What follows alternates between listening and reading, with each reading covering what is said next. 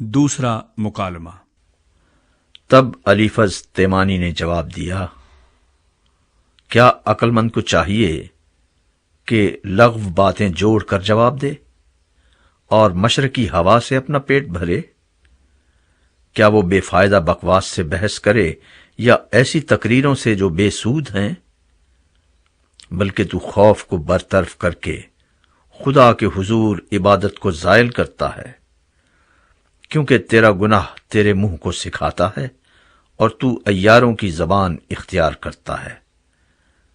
تیرا ہی منہ تجھے ملزم ٹھہراتا ہے، نہ کہ میں، بلکہ تیرے ہی ہونٹ تیرے خلاف گواہی دیتے ہیں۔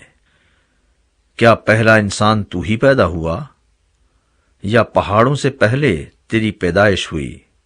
کیا تو نے خدا کی پوشیدہ مصلحت سن لی ہے اور اپنے لیے عقل مندی کا ٹھیکہ لے رکھا ہے؟ تو ایسا کیا جانتا ہے جو ہم نہیں جانتے؟ تجھ میں ایسی کیا سمجھ ہے جو ہم میں نہیں؟ ہم لوگوں میں سفید سر اور بڑے بوڑھے بھی ہیں جو تیرے باپ سے بھی بہت زیادہ عمر کے ہیں۔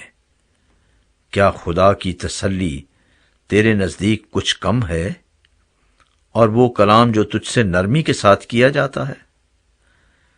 تیرا دل کیوں تجھے کھینچ لے جاتا ہے اور تیری آنکھیں کیوں اشارہ کرتی ہیں کہ تو اپنی روح کو خدا کی مخالفت پر آمادہ کرتا ہے اور اپنے منہ سے ایسی باتیں نکلنے دیتا ہے؟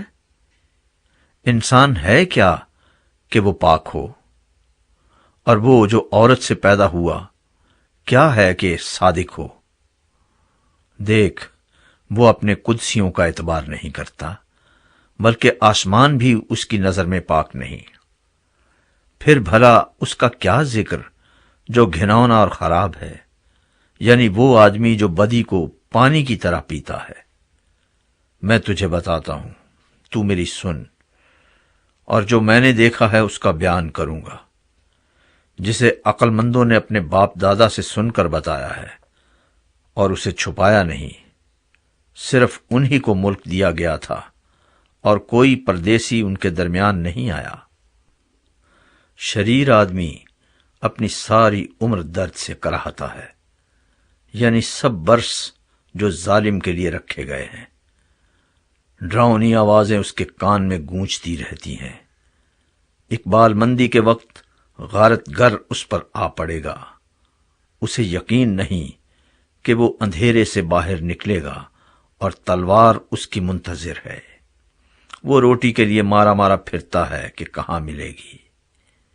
وہ جانتا ہے کہ اندھیرے کا دن پاس ہی ہے، مصیبت اور سخت تکلیف اسے ڈراتی ہیں۔ ایسے بادشاہ کی طرح جو لڑائی کے لیے تیار ہو، وہ اس پر غالب آتی ہیں، اس لیے کہ اس نے خدا کے خلاف اپنا ہاتھ بڑھایا ہے اور قادر مطلق کے خلاف بے باکی کرتا ہے۔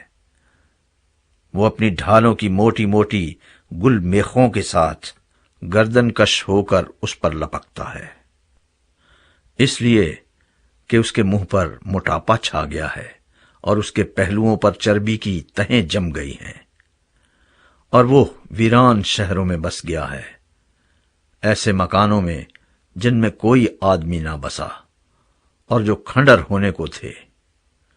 وہ دولت مند نہ ہوگا، اس کا مال بنا نہ رہے گا، اور ایسوں کی پیداوار زمین کی طرف نہ جھکے گی۔ وہ اندھیرے سے کبھی نہ نکلے گا، شعلے اس کی شاخوں کو خشک کر دیں گے اور وہ خدا کے منہ کے دم سے جاتا رہے گا۔ وہ اپنے آپ کو دھوکہ دے کر بطالت کا بھروسہ نہ کرے، کیونکہ بطالت ہی اس کا اجر ٹھہرے گی۔ یہ اس کے وقت سے پہلے پورا ہو جائے گا اور اس کی شاخ خلی نہ رہے گی۔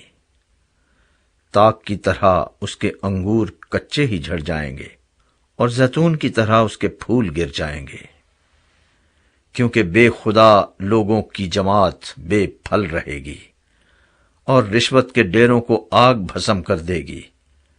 وہ شرارت سے باردار ہوتے ہیں اور بدی پیدا ہوتی ہے، اور ان کا پیٹ دغا کو تیار کرتا ہے۔